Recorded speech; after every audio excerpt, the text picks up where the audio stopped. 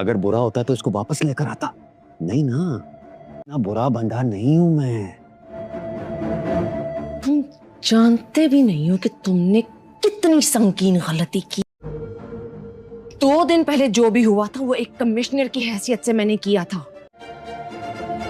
और अब कल तुम देखना कि एक माँ क्या करती है। कल किन्ने देखी है? कल किन्ने देखी है कमिश्नर साहबा?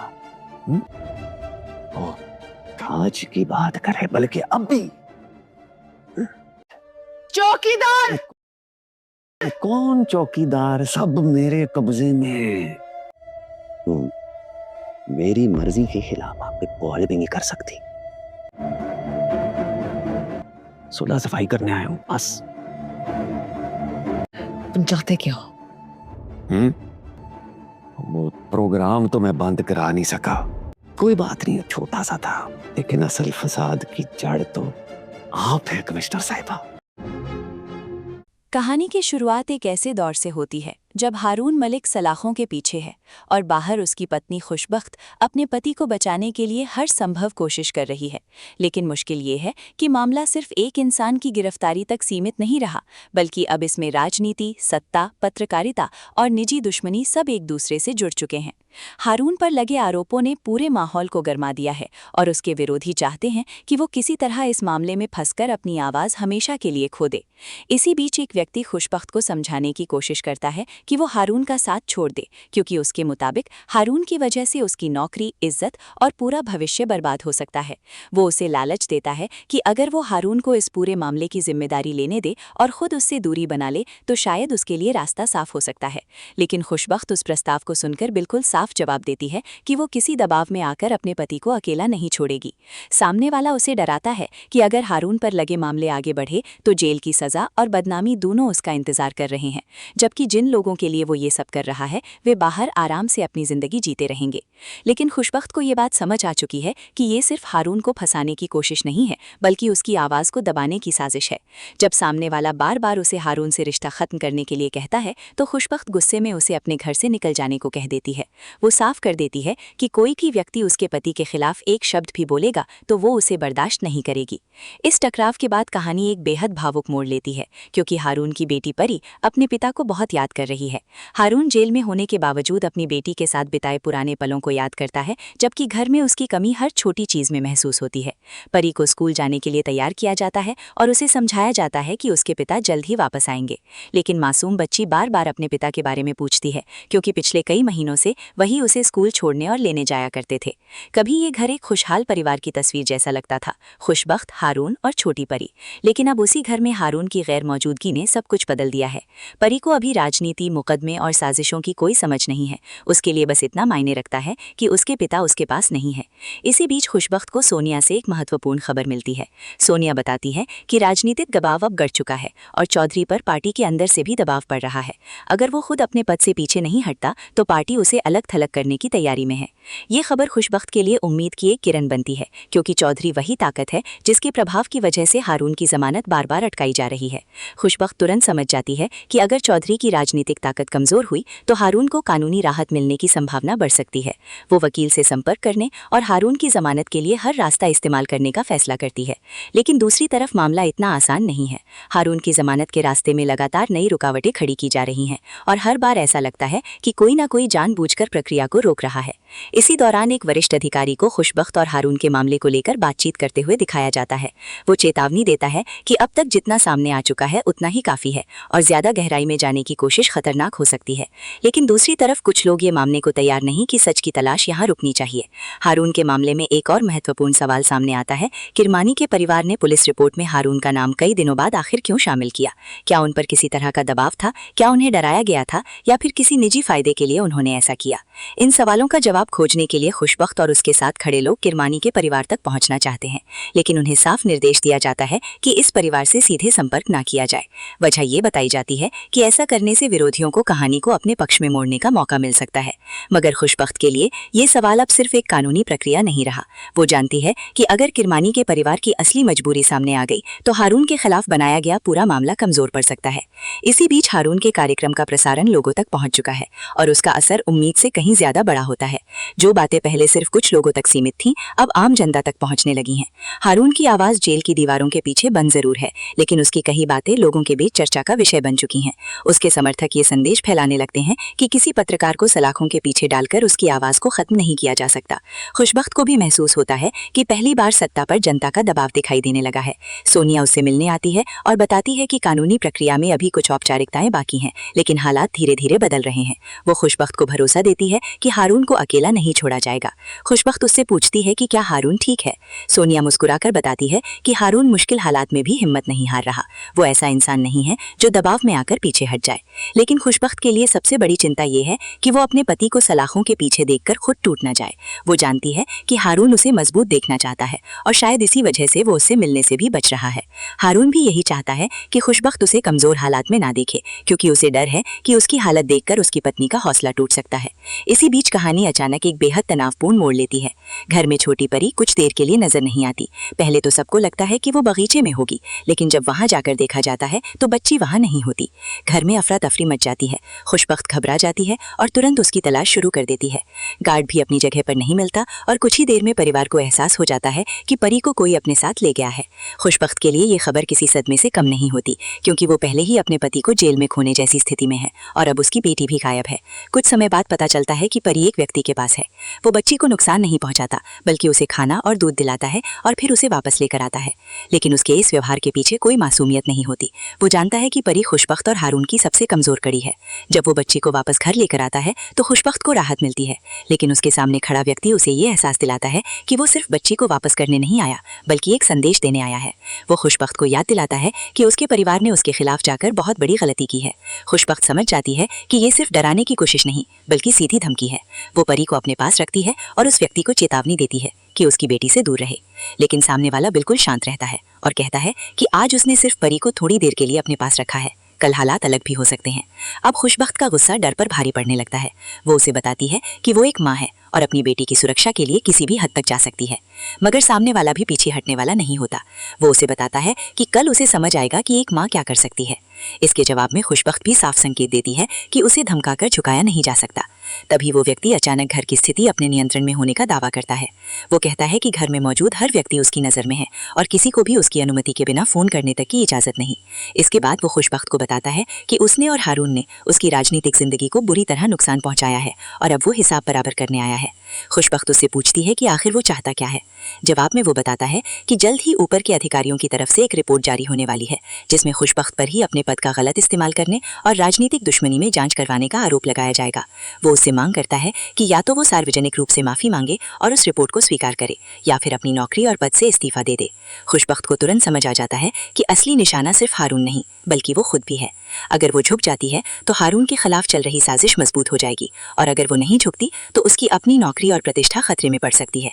वो उससे पूछती है कि क्या वो चाहता है कि उसके सारे अपराधों का बोझ एक निर्दोष इंसान अपने सिर ले ले और खुशबख्त अपनी इज्जत खो दे। सामने वाला उसे आखिरी बार धमकाता है कि अगर उसने उसकी बात नहीं मानी तो हारून को बेहद कठोर सजा का सामना करना पड़ सकता है। लेकिन खुशबख्त का जवाब इस पूरे टकराव को और बड़ा बना देता है। वो कहती है कि हारून अपनी जिंदगी की कीमत पर भी उसे किसी के सामने झुकते हुए नहीं देखना चाहेगा। वो खुद भी हारून को बचाने के लिए अपना आत्मसम्मान नहीं बेचेगी। इसी बीच सामने वाला उसे पत्नी और अधिकारी के बीच चुनाव करने की बात कहता है और फिर उसकी सबसे संवेदनशील कमजोरी, उसकी बेटी का नाम लेकर उसे डराने की कोशिश करता है। लेकिन खुशबख्त गुस्से में साफ कह देती है कि उसकी बेटी को इस लड़ाई में शामिल करने की कोशिश बिल्कुल ना की जाए। उसे अब समझ आ चुका है कि सामने वाला सिर्फ सत्ता नहीं चाहता, बल्कि उसके परिवार को तोड़ना चाहता है। कहानी का सबसे खतरनाक मोड़ तब आता है जब खुशबख्त को एहसास होता है कि परी का कुछ समय के लिए गायब होना कोई संयोग नहीं था। ये उसे डराने और उसकी कमजोरी पर वार करने की सोची समझी कोशिश थी। अब खुशबख्त के सामने दो रास्ते हैं, या तो वो अपनी बेटी और परिवार की सुरक्षा के लिए समझौता कर ले, या फिर आखिरी दम तक हारून और सच के लिए लड़ती रहे। लेकिन जिस तरह वो सामने वाले की आंखों में आंखें डालकर खड़ी होती है, उससे साफ हो जाता है कि वो झुकने वाली नहीं। दूसरी तरफ जेल में बैठा हारून शायद इस बात से अनजान है कि बाहर उसकी पत्नी अकेले कितनी बड़ी लड़ाई लड़ रही है। उसे सिर्फ इतना पता है कि खुशबख्त मजबूत है, लेकिन वो ये नहीं जानता कि उसके विरोधियों ने अब उसके परिवार को भी निशाना बनाना शुरू कर दिया है। अब सवाल ये नहीं रह गया कि हारून जेल से कब बाहर आएगा, असली सवाल ये है कि क्या खुशबख्त अपने परिवार को सुरक्षित रखते हुए इस राजनीतिक और कानूनी जाल को तोड़ पाएगी? क्या किरमानी के परिवार की असली सच्चाई सामने आएगी? क्या चौधरी की राजनीतिक ताकत सच में खत्म होगी? और क्या हारून की आवाज जिसे सलाखों के पीछे बंद करने की? कहानी की शुरुआत एक ऐसे दौर से होती है जब हारून मलिक सलाखों के पीछे है और बाहर उसकी पत्नी खुशबख्त अपने पति को बचाने के लिए हर संभव कोशिश कर रही है। लेकिन मुश्किल ये है कि मामला सिर्फ एक इंसान की गिरफ्तारी तक सीमित नहीं रहा, बल्कि अब इसमें राजनीति, सत्ता, पत्रकारिता और निजी दुश्मनी सब एक दूसरे से जुड़ चुके हैं। हारून पर लगे आरोपों ने पूरे माहौल को गरमा दिया है और उसके विरोधी चाहते हैं कि वो किसी तरह इस मामले में फंसकर अपनी आवाज हमेशा के लिए खो दे। इसी बीच एक व्यक्ति खुशबख्त को समझाने की कोशिश करता है कि वो हारून का साथ छोड़ दे, क्योंकि उसके मुताबिक हारून की वजह से उसकी नौकरी, इज्जत और पूरा भविष्य बर्बाद हो सकता है।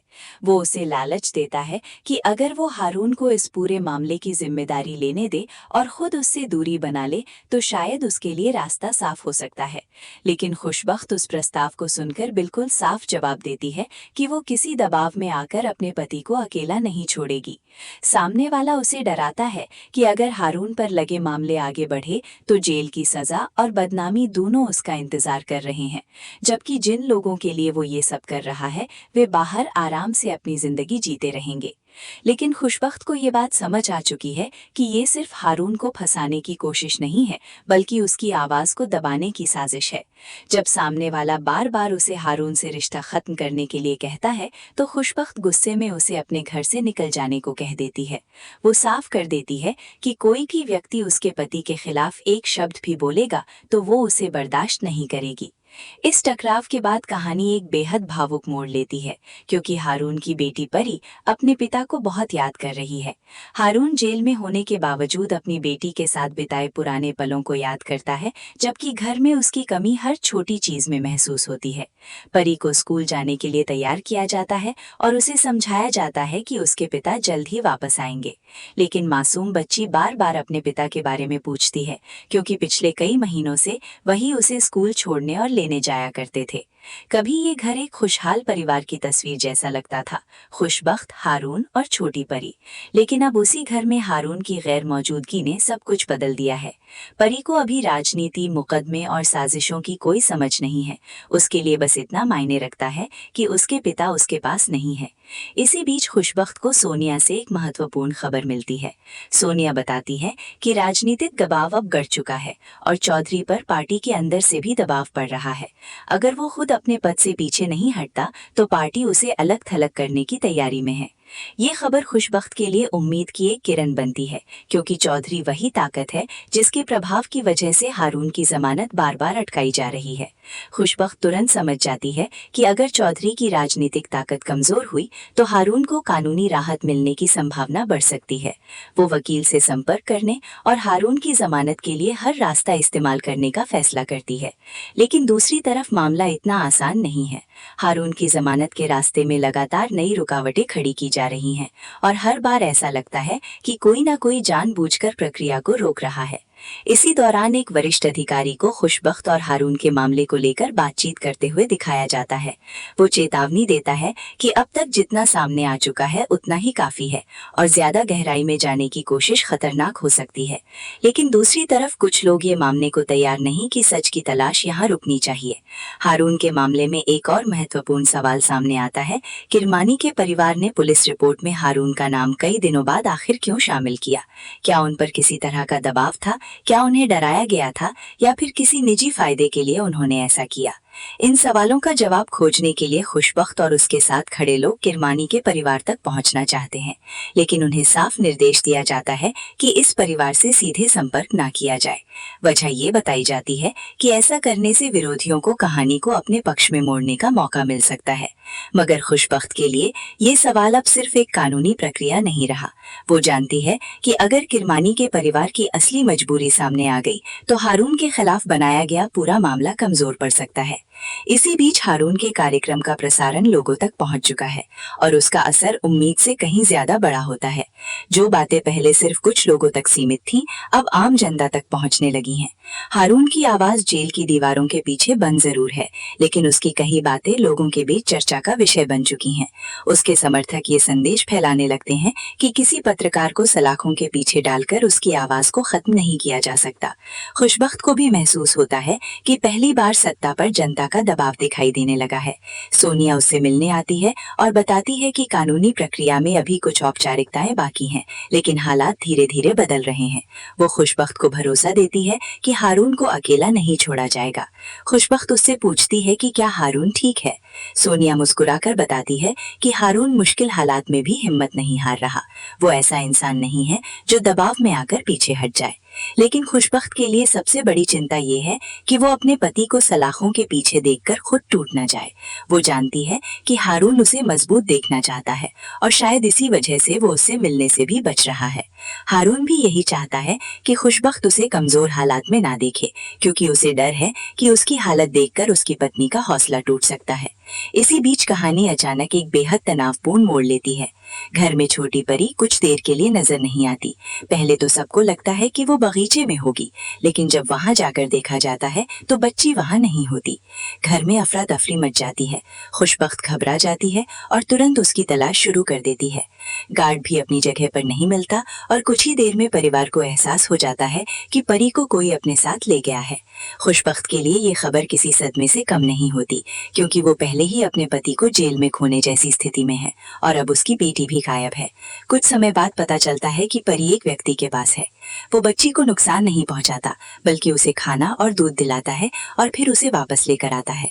लेकिन उसके इस व्यवहार के पीछे कोई मासूमियत नहीं होती। वो जानता है कि परी खुशबख्त और हारून की सबसे कमजोर कड़ी है। जब वो बच्ची को वापस घर लेकर आता है तो खुशबख्त को राहत मिलती है, लेकिन उसके सामने खड़ा व्यक्ति उसे ये एहसास दिलाता है कि वो सिर्फ बच्ची को वापस करने नहीं आया, बल्कि एक संदेश देने आया है। वो खुशबख्त को याद दिलाता है कि उसके परिवार ने उसके खिलाफ जाकर बहुत बड़ी गलती की है। खुशबख्त समझ जाती है कि ये सिर्फ डराने की कोशिश नहीं, बल्कि सीधी धमकी है। वो परी को अपने पास रखती है और उस व्यक्ति को चेतावनी देती है कि उसकी बेटी से दूर रहे। लेकिन सामने वाला बिल्कुल शांत रहता है और कहता है कि आज उसने सिर्फ परी को थोड़ी देर के लिए अपने पास रखा है, कल हालात अलग भी हो सकते हैं। अब खुशबख्त का गुस्सा डर पर भारी पड़ने लगता है। वो उसे बताती है कि वो एक माँ है और अपनी बेटी की सुरक्षा के लिए किसी भी हद तक जा सकती है। मगर सामने वाला भी पीछे हटने वाला नहीं होता। वो उसे बताता है कि कल उसे समझ आएगा कि एक माँ क्या कर सकती है। इसके जवाब में खुशबख्त भी साफ संकेत देती है कि उसे धमकाकर झुकाया नहीं जा। कहानी की शुरुआत एक ऐसे दौर से होती है जब हारून मलिक सलाखों के पीछे है और बाहर उसकी पत्नी खुशबख्त अपने पति को बचाने के लिए हर संभव कोशिश कर रही है। लेकिन मुश्किल ये है कि मामला सिर्फ एक इंसान की गिरफ्तारी तक सीमित नहीं रहा, बल्कि अब इसमें राजनीति, सत्ता, पत्रकारिता और निजी दुश्मनी सब एक दूसरे से जुड़ चुके हैं। हारून पर लगे आरोपों ने पूरे माहौल को गरमा दिया है और उसके विरोधी चाहते हैं कि वो किसी तरह इस मामले में फंसकर अपनी आवाज़ हमेशा के लिए खो दे।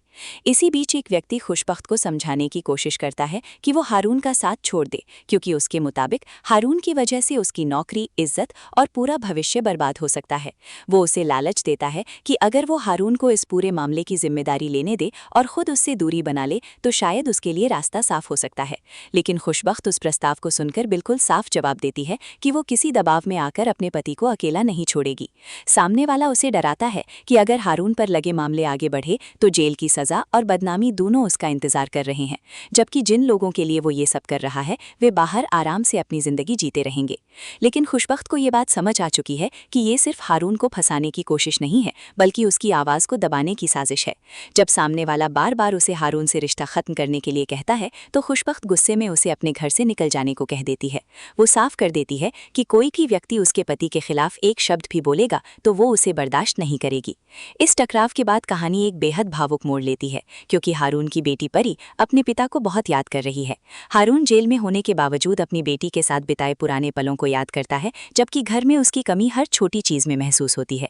परी को स्कूल जाने के लिए तैयार किया जाता है और उसे समझाया जाता है कि उसके पिता जल्द ही वापस आएंगे, लेकिन मासूम बच्ची बार बार अपने पिता के बारे में पूछती है, क्योंकि पिछले कई महीनों से वही उसे स्कूल छोड़ने और लेने जाया करते थे। कभी ये घर एक खुशहाल परिवार की तस्वीर जैसा लगता था, खुशबख्त हारून और छोटी परी, लेकिन अब उसी घर में हारून की गैर मौजूदगी ने सब कुछ बदल दिया है। परी को अभी राजनीति, मुकदमे और साजिशों की कोई समझ नहीं है। उसके लिए बस इतना मायने रखता है कि उसके पिता उसके पास नहीं है। इसी बीच खुशबख्त को सोनिया से एक महत्वपूर्ण खबर मिलती है। सोनिया बताती है कि राजनीतिक दबाव अब बढ़ चुका है और चौधरी पर पार्टी के अंदर से भी दबाव पड़ रहा है। अगर वो खुद अपने पद से पीछे नहीं हटता तो पार्टी उसे अलग थलग करने की तैयारी में है। ये खबर खुशबख्त के लिए उम्मीद की एक किरण बनती है, क्योंकि चौधरी वही ताकत है जिसके प्रभाव की वजह से हारून की जमानत बार बार अटकाई जा रही है। खुशबख्त तुरंत समझ जाती है कि अगर चौधरी की राजनीतिक ताकत कमजोर हुई तो हारून को कानूनी राहत मिलने की संभावना बढ़ सकती है। वो वकील से संपर्क करने और हारून की जमानत के लिए हर रास्ता इस्तेमाल करने का फैसला करती है। लेकिन दूसरी तरफ मामला इतना आसान नहीं है। हारून की जमानत के रास्ते में लगातार नई रुकावटें खड़ी की जा रही हैं और हर बार ऐसा लगता है कि कोई ना कोई जानबूझकर प्रक्रिया को रोक रहा है। इसी दौरान एक वरिष्ठ अधिकारी को खुशबख्त और हारून के मामले को लेकर बातचीत करते हुए दिखाया जाता है। वो चेतावनी देता है कि अब तक जितना सामने आ चुका है उतना ही काफी है और ज्यादा गहराई में जाने की कोशिश खतरनाक हो सकती है। लेकिन दूसरी तरफ कुछ लोग ये मानने को तैयार नहीं कि सच की तलाश यहाँ रुकनी चाहिए। हारून के मामले में एक और महत्वपूर्ण सवाल सामने आता है। किरमानी के परिवार ने पुलिस रिपोर्ट में हारून का नाम कई दिनों बाद आखिर क्यों शामिल किया? क्या उन पर किसी तरह का दबाव था? क्या उन्हें डराया गया था या फिर किसी निजी फायदे के लिए उन्होंने ऐसा किया? इन सवालों का जवाब खोजने के लिए खुशबख्त और उसके साथ खड़े लोग किरमानी के परिवार तक पहुंचना चाहते हैं, लेकिन उन्हें साफ निर्देश दिया जाता है कि इस परिवार से सीधे संपर्क ना किया जाए। वजह ये बताई जाती है कि ऐसा करने से विरोधियों को कहानी को अपने पक्ष में मोड़ने का मौका मिल सकता है। मगर खुशबख्त के लिए ये सवाल अब सिर्फ एक कानूनी प्रक्रिया नहीं रहा। वो जानती है कि अगर किरमानी के परिवार की असली मजबूरी सामने आ गई तो हारून के खिलाफ बनाया गया पूरा मामला कमजोर पड़ सकता है। इसी बीच हारून के कार्यक्रम का प्रसारण लोगों तक पहुंच चुका है और उसका असर उम्मीद से कहीं ज्यादा बड़ा होता है। जो बातें पहले सिर्फ कुछ लोगों तक सीमित थीं, अब आम जनता तक पहुंचने लगी हैं। हारून की आवाज जेल की दीवारों के पीछे बंद जरूर है, लेकिन उसकी कई बातें लोगों के बीच चर्चा का विषय बन चुकी हैं। उसके समर्थक ये संदेश फैलाने लगते हैं कि किसी पत्रकार को सलाखों के पीछे डालकर उसकी आवाज को खत्म नहीं किया जा सकता। खुशबख्त को भी महसूस होता है कि पहली बार सत्ता पर जनता का दबाव दिखाई देने लगा है। सोनिया उससे मिलने आती है और बताती है कि कानूनी प्रक्रिया में अभी कुछ औपचारिकताएं बाकी हैं, लेकिन हालात धीरे धीरे बदल रहे हैं। वो खुशबख्त को भरोसा देती है कि हारून को अकेला नहीं छोड़ा जाएगा। खुशबख्त उससे पूछती है कि क्या हारून ठीक है। सोनिया मुस्कुराकर बताती है कि हारून मुश्किल हालात में भी हिम्मत नहीं हार रहा। वो ऐसा इंसान नहीं है जो दबाव में आकर पीछे हट जाए। लेकिन खुशबख्त के लिए सबसे बड़ी चिंता ये है कि वो अपने पति को सलाखों के पीछे देखकर खुद टूट न जाए। वो जानती है कि हारून उसे मजबूत देखना चाहता है और शायद इसी वजह से वो उससे मिलने से भी बच रहा है। हारून भी यही चाहता है कि खुशबख्त उसे कमजोर हालात में ना देखे, क्योंकि उसे डर है कि उसकी हालत देखकर उसकी पत्नी का हौसला टूट सकता है। इसी बीच कहानी अचानक एक बेहद तनावपूर्ण मोड़ लेती है। घर में छोटी परी कुछ देर के लिए नजर नहीं आती। पहले तो सबको लगता है कि वो बगीचे में होगी, लेकिन जब वहां जाकर देखा जाता है तो बच्ची वहां नहीं होती। घर में अफरा तफरी मच जाती है। खुशबख्त घबरा जाती है और तुरंत उसकी तलाश शुरू कर देती है। गार्ड भी अपनी जगह पर नहीं मिलता और कुछ ही देर में परिवार को एहसास हो जाता है कि परी को कोई अपने साथ ले गया है। खुशबख्त के लिए ये खबर किसी सदमे से कम नहीं होती, क्योंकि वो पहले ही अपने पति को जेल में खोने जैसी स्थिति में है और अब उसकी बेटी भी गायब है। कुछ समय बाद पता चलता है कि परी एक व्यक्ति के पास है। वो बच्ची को नुकसान नहीं पहुंचाता, बल्कि उसे खाना और दूध दिलाता है और फिर उसे वापस लेकर आता है। लेकिन उसके इस व्यवहार के पीछे कोई मासूमियत नहीं होती। वो जानता है कि परी खुशबख्त और हारून की सबसे कमजोर कड़ी है। जब वो बच्ची को वापस घर लेकर आता है तो खुशबख्त को राहत मिलती है, लेकिन उसके सामने खड़ा व्यक्ति उसे ये एहसास दिलाता है कि वो सिर्फ बच्ची को वापस करने नहीं आया, बल्कि एक संदेश देने आया है। वो खुशबख्त को याद दिलाता है कि उसके परिवार ने उसके खिलाफ जाकर बहुत बड़ी गलती की है। खुशबख्त समझ जाती है कि ये सिर्फ डराने की कोशिश नहीं, बल्कि सीधी धमकी है। वो परी को अपने पास रखती है और उस व्यक्ति को चेतावनी देती है कि उसकी बेटी से दूर रहे। लेकिन सामने वाला बिल्कुल शांत रहता है और कहता है कि आज उसने सिर्फ परी को थोड़ी देर के लिए अपने पास रखा है, कल हालात अलग भी हो सकते हैं। अब खुशबख्त का गुस्सा डर पर भारी पड़ने लगता है। वो उसे बताती है कि वो एक माँ है और अपनी बेटी की सुरक्षा के लिए किसी भी हद तक जा सकती है, मगर सामने वाला भी पीछे हटने वाला नहीं होता। वो उसे बताता है कि कल उसे समझ आएगा कि एक माँ क्या कर सकती है। इसके जवाब में खुशबख्त भी साफ संकेत देती है कि उसे धमकाकर झुकाया नहीं जा सकता। तभी वो व्यक्ति अचानक घर की स्थिति अपने नियंत्रण में होने का दावा करता है। वो कहता है कि घर में मौजूद हर व्यक्ति उसकी नज़र में है और किसी को भी उसकी अनुमति के बिना फ़ोन करने तक की इजाज़त नहीं। इसके बाद वो खुशबख्त को बताता है कि उसने और हारून ने उसकी राजनीतिक ज़िंदगी को बुरी तरह नुकसान पहुंचाया है और अब वो हिसाब बराबर करने आया है। खुशबख्त उससे पूछती है कि आखिर वो चाहता क्या है। जवाब में वो बताता है कि जल्द ही ऊपर के अधिकारियों की तरफ से एक रिपोर्ट जारी होने वाली है जिसमें खुशबख्त पर ही अपने पद का गलत इस्तेमाल करने और राजनीतिक दुश्मनी में जांच करवाने का आरोप लगाया जाएगा। वो उससे मांग करता है कि या तो वो सार्वजनिक रूप से माफी मांगे और उस रिपोर्ट को स्वीकार करे या फिर अपनी नौकरी और पद से इस्तीफा दे दे। खुशबख्त को तुरंत समझ आ जाता है कि असली निशाना सिर्फ हारून नहीं बल्कि वो खुद भी है। अगर वो झुक जाती है तो हारून के खिलाफ चल रही साजिश मजबूत हो जाएगी और अगर वो नहीं झुकती तो उसकी अपनी नौकरी और प्रतिष्ठा खतरे में पड़ सकती है। वो उससे पूछती है कि क्या वो चाहता है कि उसके सारे अपराधों का बोझ एक निर्दोष इंसान अपने सिर ले ले और खुशबख्त अपनी इज्जत खो दे। सामने वाला उसे आखिरी बार धमकाता है कि अगर उसने उसकी बात नहीं मानी तो हारून को बेहद कठोर सजा का सामना करना पड़ सकता है। लेकिन खुशबख्त का जवाब इस पूरे टकराव को और बड़ा बना देता है। वो कहती है कि हारून अपनी जिंदगी की कीमत पर भी उसे किसी के सामने झुकते हुए नहीं देखना चाहेगा। वो खुद भी हारून को बचाने के लिए अपना आत्मसम्मान नहीं बेचेगी। इसी बीच सामने वाला उसे पत्नी और अधिकारी के बीच चुनाव करने की बात कहता है और फिर उसकी सबसे संवेदनशील कमजोरी उसकी बेटी का नाम लेकर उसे डराने की कोशिश करता है। लेकिन खुशबख्त गुस्से में साफ कह देती है कि उसकी बेटी को इस लड़ाई में शामिल करने की कोशिश बिल्कुल ना की जाए।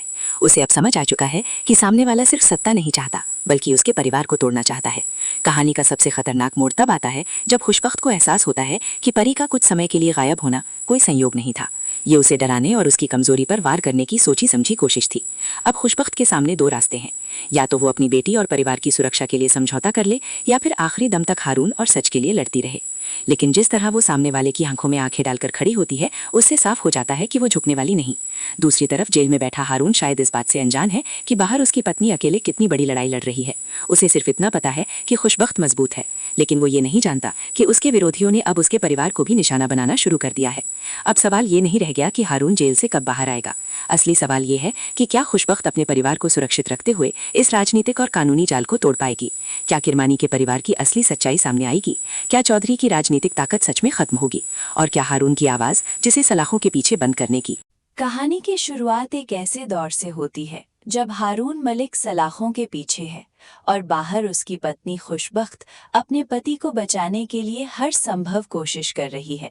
लेकिन मुश्किल ये है कि मामला सिर्फ एक इंसान की गिरफ्तारी तक सीमित नहीं रहा, बल्कि अब इसमें राजनीति, सत्ता, पत्रकारिता और निजी दुश्मनी सब एक दूसरे से जुड़ चुके हैं।